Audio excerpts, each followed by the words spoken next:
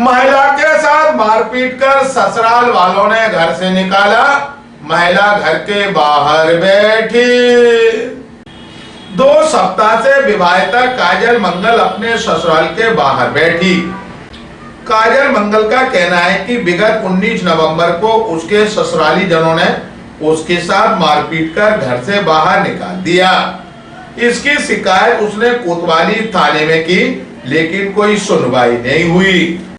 काजल मंगल का कहना है कि मेरी शादी 2023 में दौलतगंज निवासी सेंकी मंगल से हुई थी। उसके 2 महीने के बाद से ही ससुराल वाले दहेज के लिए प्रताड़ित करने लगे, लेकिन 19 नवंबर को पति सेंकी मंगल, अजय मंगल, सास देवर देवरानी ने उसके साथ मारपीट की और घर से निकाल दिया। जब उसने पुलिस को सूचना दी तो वह उसे थाने लेकर गई, लेकिन जब महिला वापस ससुराल आई तो ताला लगा मिला। तब से ही महिला भटक रही है। पुलिस का कहना है कि फरियादी को बुलाया गया, लेकिन वह थाने नहीं आई। अब दोनों की काउंसलिंग कराकर मामले को सुलझाने का प्रयास किया जाएगा।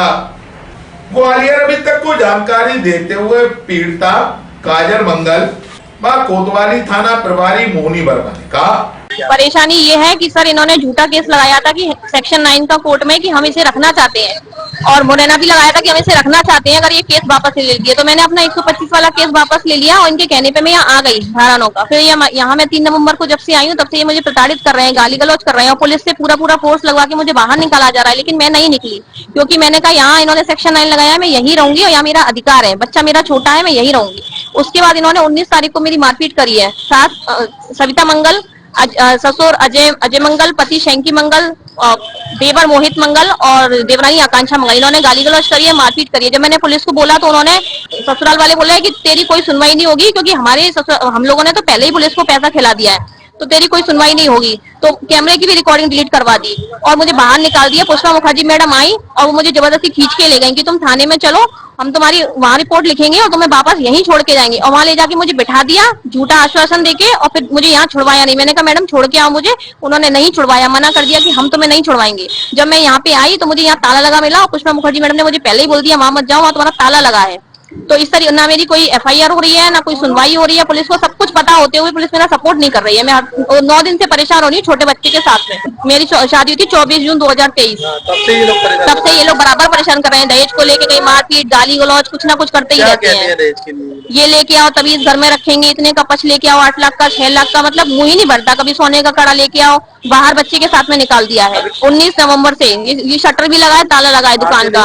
आते होंगे, रात में आते होंगे, मेरे को पूरा टाइम यहीं बैठे बैठे हो जाता है, मेरे सामने तो नहीं आते।